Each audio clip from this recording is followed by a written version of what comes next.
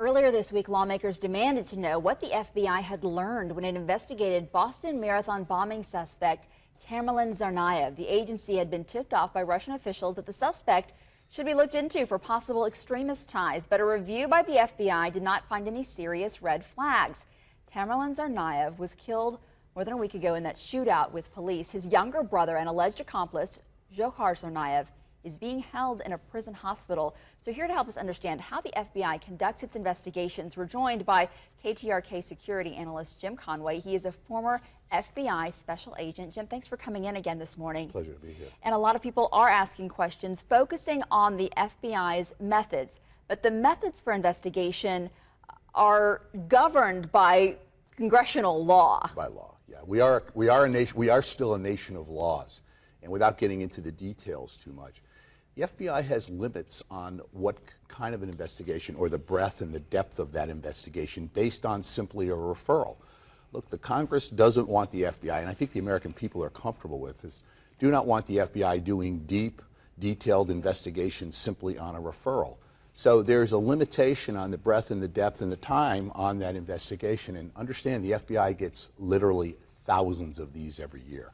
And let's talk about Russia's cooperation in all of this, because this was done by the request of the Russian government, but how much they give the FBI to go on makes a difference. Sure, we get a lot of these referrals. The FBI asked the Russian government, through our Legat office in Moscow, asked the FBI to take a look at this, and the FBI did basically a scrub on it. They take a look at his contacts, they interview him, they do a basic investigation, sent that information back to the Russians with some additional questions in order to do more, and apparently didn't get anything else back.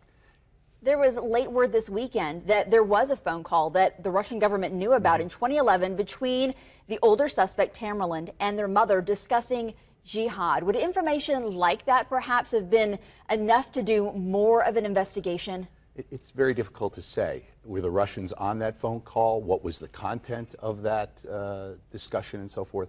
Interestingly enough, Tamerlan was over in Russia for about a 6-month period. That's been a big question and a big hole in the investigation, and they'll drill down and determine what actually went on there.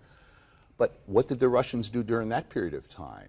What steps did they take to neutralize any kind of activity, and why did they not then come back to the FBI with additional information, raising additional red flags? So there's a lot of questions, but I think a lot of the criticism is unfounded.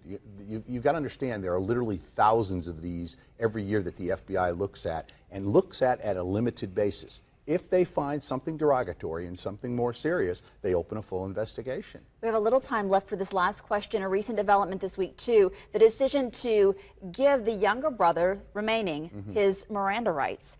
How does that change how much information we might be able to get from him? Yeah, I don't think that's a big game changer. The media has been making a big thing of that. That happened in the Detroit bombing case. Abdulmutallab was read his rights almost immediately. But that's a Department of Justice. That's a larger decision that's made within the Department of Justice by the Attorney General. And they made that decision, but I don't think it's all is lost, because the FBI still will maintain contact with he and his legal counsel, and he still may be cooperating and still may be able to provide information. I'm not that concerned about that. All right, Jim Conway, thank you for coming in today. And for the latest developments on the investigation into the Boston Marathon bombings, you can stay with Eyewitness News. We'll have updates for you both on the air and on our website at abc13.com.